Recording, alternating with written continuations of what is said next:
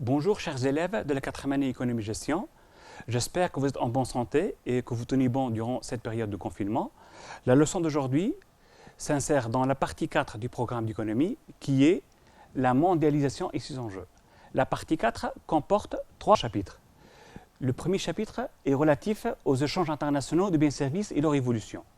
Le chapitre 2 concerne l'évolution de la structure des échanges internationaux de biens et services et le chapitre 3 a pour titre les firmes multinationales. C'est le chapitre 2 qui fera l'objet de la leçon d'aujourd'hui. Le chapitre 2 comporte à son tour 4 sections. La première section concerne l'évolution de la structure des échanges internationaux par produit. La section numéro 2 traite le développement du commerce interbranche et intrabranche. La troisième sur la division internationale du travail et la quatrième sur l'évolution de la structure géographique des échanges mondiaux. C'est la section 1 qu'on va donner le plus de profondeur, c'est la section qui nous intéresse. La section 1 comporte 2 parties à développer. La partie A concerne l'évolution de la structure des échanges internationaux de marchandises et la partie B concerne la nette montée des échanges de services. Donc les objectifs de la leçon sont les suivants. Un objectif de savoir qui est la constatation que la part des produits manufacturés dans les échanges internationaux de marchandises est de plus en plus importante. Un objectif de savoir-faire qui consiste à consolider le calcul et l'interprétation d'une part. Un autre objectif de savoir-faire qui consiste à consolider l'exploitation des documents, notamment les textes et les tableaux statistiques. Donc, je vous demande pour le moment de faire une activité de rappel.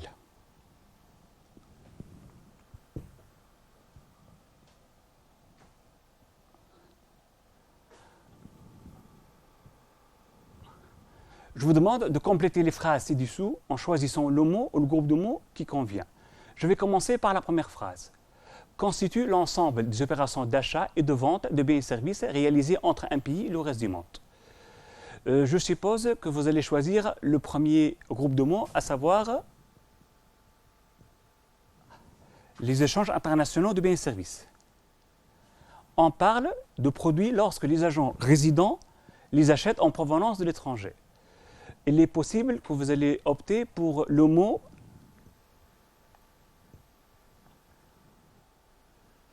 exportation. On parle au contraire, lorsque les agents résidents vendent des produits à l'étranger. Il est plausible que vous allez retenir le mot importation. Les échanges internationaux de biens et services sont évalués par plusieurs indicateurs, dont notamment le solde commercial, le taux de couverture, le taux d'ouverture. Il est possible que vous allez opter pour le groupe de mots le taux d'effort à l'exportation. L'ouverture croissante des économies nationales aux échanges extérieurs connaît une évolution rapide depuis le XIXe siècle. Les échanges extérieurs ont été favorisés par la croissance économique et par le développement des moyens de transport et la baisse de leurs coûts, ainsi que par les politiques libérales adoptées en matière de commerce extérieur. Je crois que vous allez choisir le groupe de mots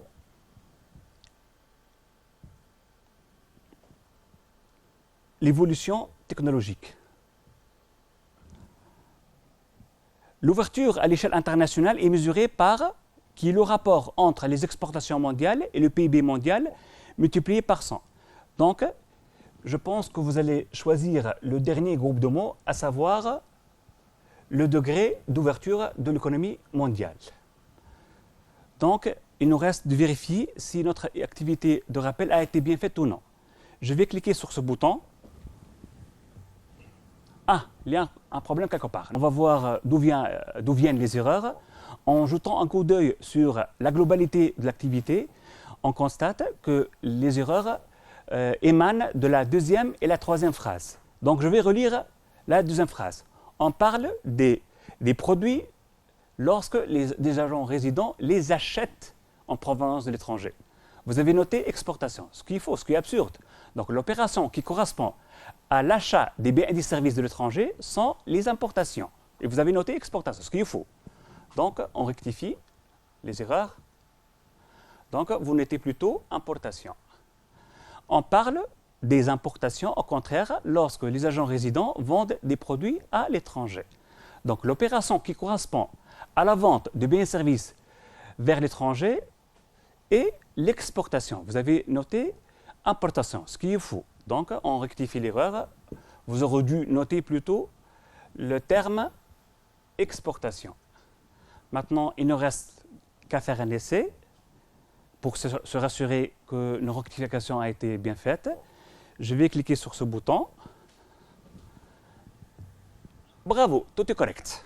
Pour synthétiser, je vous accorde une deuxième opportunité pour refaire la même activité. Il y a autant de cases vides que des expressions qui sont colorées en bleu. Je vous accorde aussi la correction de l'activité. Les bonnes réponses sont colorées en vert. Maintenant, étudions l'évolution de la structure des échanges internationaux de marchandises. Dans le titre de la leçon, apparaît deux termes clés. Le premier terme est évolution et le deuxième terme, c'est structure. Ce qui pose la première problématique, qui est la suivante. Qu'est-ce que la structure des échanges internationaux de marchandises? Le terme structure signifie un agencement ou une organisation d'un ensemble d'idées qui respectent une certaine logique. Donc, pour étudier la structure des échanges internationaux de marchandises, je vous demande de faire appel à votre manuel scolaire en consultant le texte numéro 1 de la page 222. Vous lisez convenablement le texte numéro 1, vous soulignez les idées qui vont vous permettre de répondre à la question suivante. Dégager la structure du commerce international de marchandises. Je répète, dégager la structure du commerce international de marchandises. Les échanges internationaux de biens et services restent de loin dominés en valeur par le commerce de marchandises et tout particulièrement celui des produits manufacturés. Je pense que le groupe de mots produits manufacturés est un terme qui peut vous aider à répondre à la question. Emporté notamment par les produits informatiques et les équipements en télécommunication, qui dès le début des années 1960 ont supplanté les produits miniers et agricoles, l'écart devenant même vertigineux à partir du milieu des années 1970. La part des produits énergétiques, hydrocarbures, miniers et agricoles connaît cependant des fluctuations importantes en raison des vicissitudes. Le terme vicissitude signifie imprévision. Des cours mondiaux, cas du pétrole par exemple en 2004-2005. Une fois que les idées ont été soulignées, vous êtes maintenant en mesure de répondre à la question suivante. Dégager la structure du commerce international de marchandises.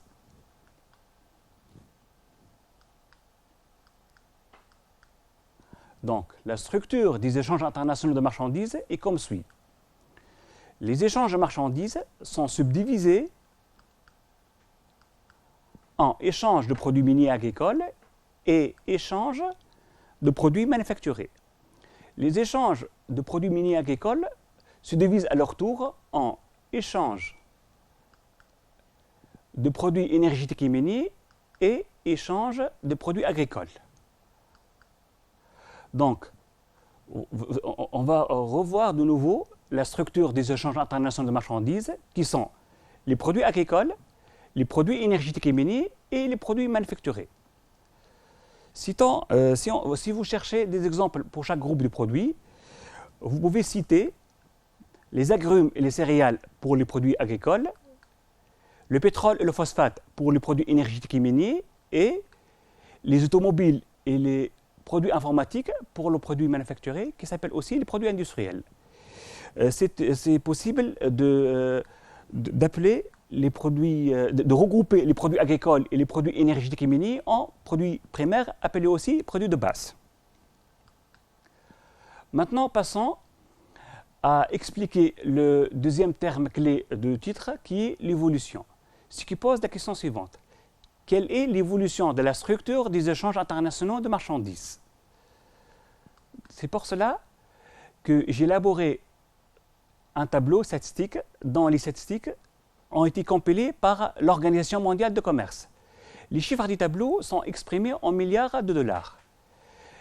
En jetant un coup d'œil sur la première colonne du tableau, vous allez vous rappeler que la structure des exportations mondiales de marchandises, qui est produits agricoles, produits énergétiques et miniers et produits manufacturés.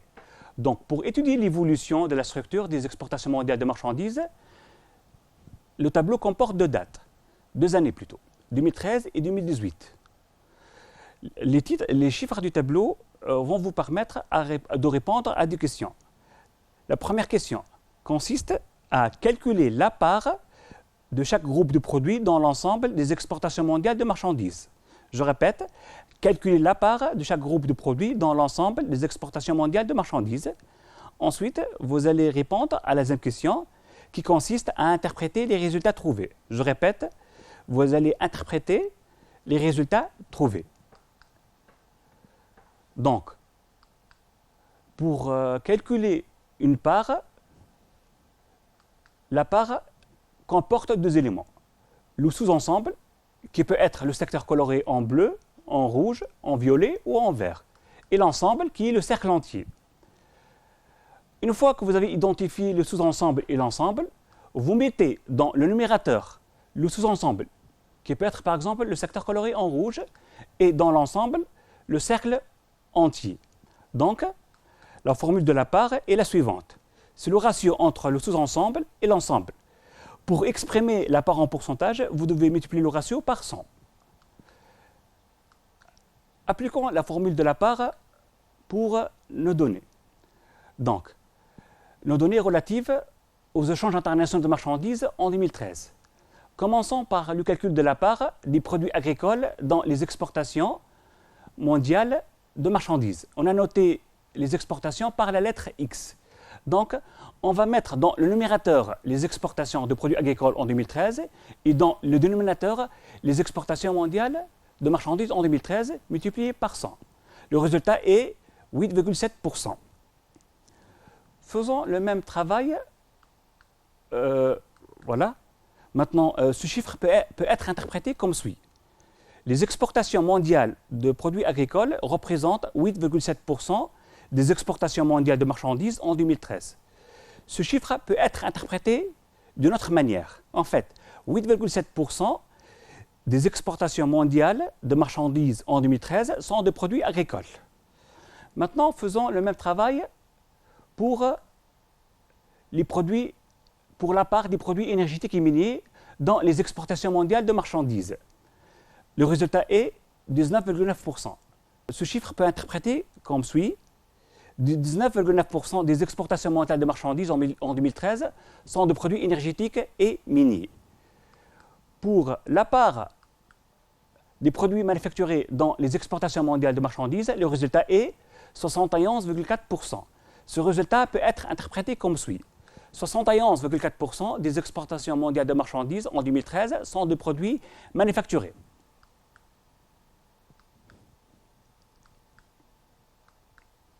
Donc, je vais récapituler les différentes parts calculées dans un tableau.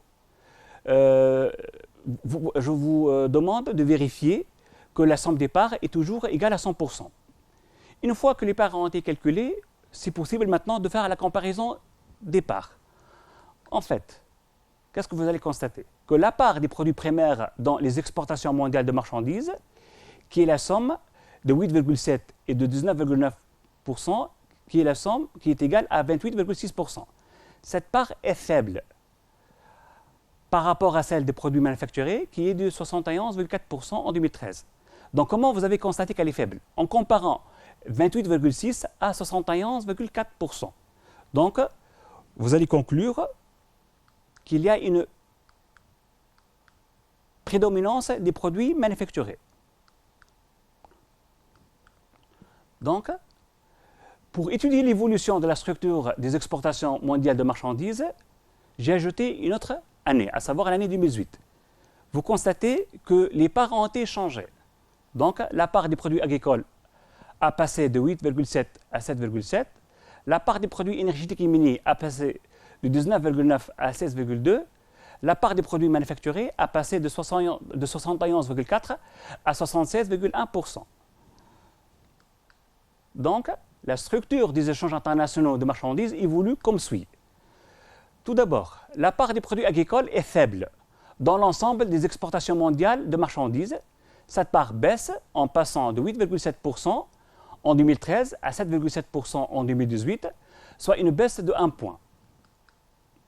La part des produits énergétiques éminis baisse en passant de 19,9% en 2013 à 16,2% en 2018. Et finalement, la part des produits manufacturés dans le commerce mondial de marchandises est élevée. En plus, elle augmente en passant de 71,4% en 2013 à 76,1% en 2018, soit une hausse de 4,7 points. Pour justifier l'évolution des échanges internationaux de produits primaires, vous allez vous appuyer sur le texte numéro 2 de la page 222. Le titre de texte est « Régression des produits primaires ». Donc, vous lisez convenablement l'activité et soulignez les idées qui vous permettent de répondre à la question suivante.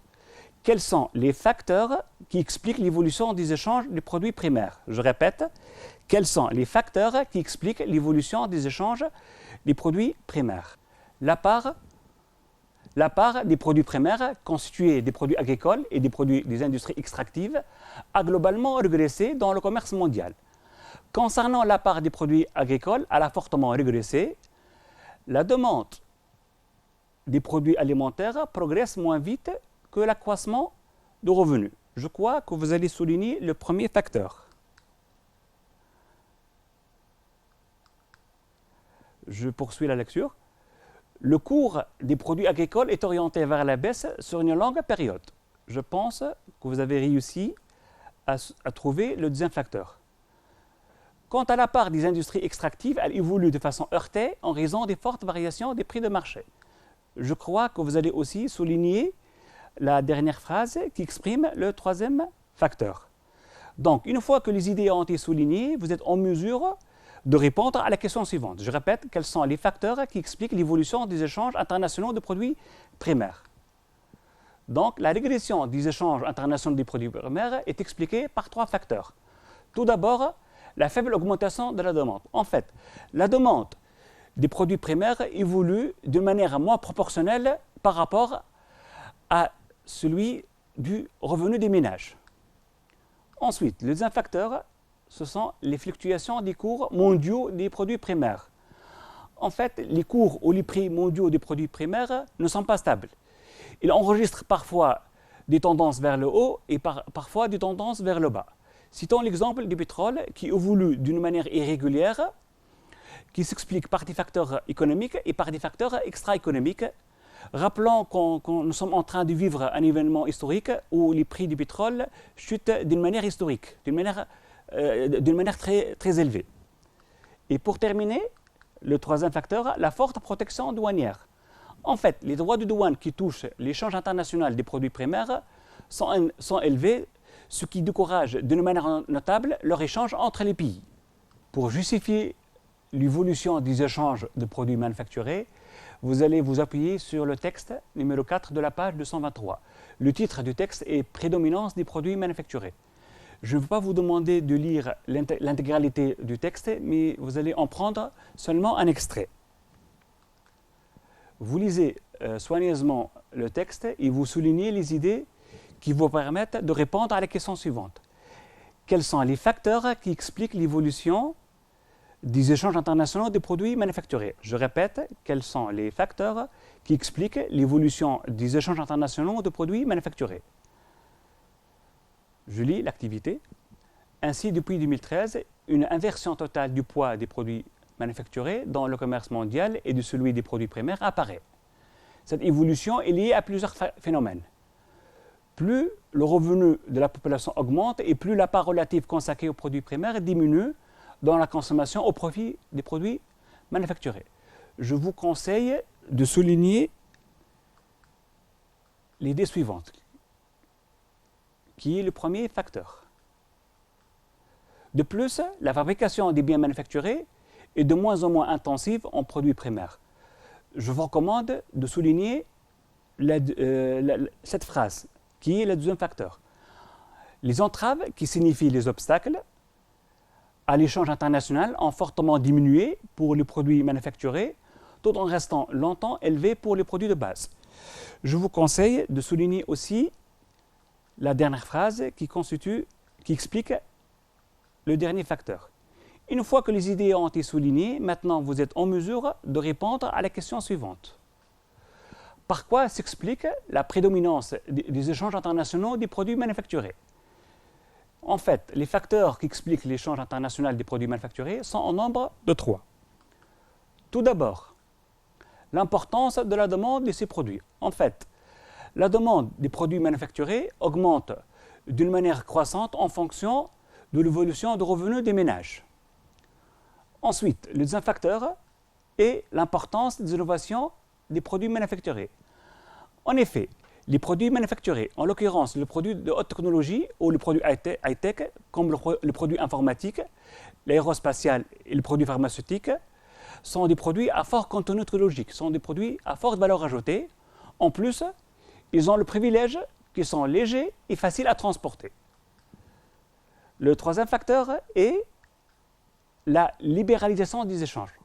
En fait, les droits de douane qui touchent l'échange international des produits manufacturés sont faibles, voire nuls, ce qui facilite d'une manière notable leur échange entre les pays. Pour faire la synthèse de la leçon, vous allez recourir au schéma suivant. Donc, l'évolution de la structure des échanges internationaux de marchandises est la suivante. D'une part, il y a une faiblesse et régression de la part des produits primaires dans les échanges internationaux de marchandises qui sont dus à la faible augmentation de la demande, aux fluctuations des cours de matières premières et à la forte protection douanière.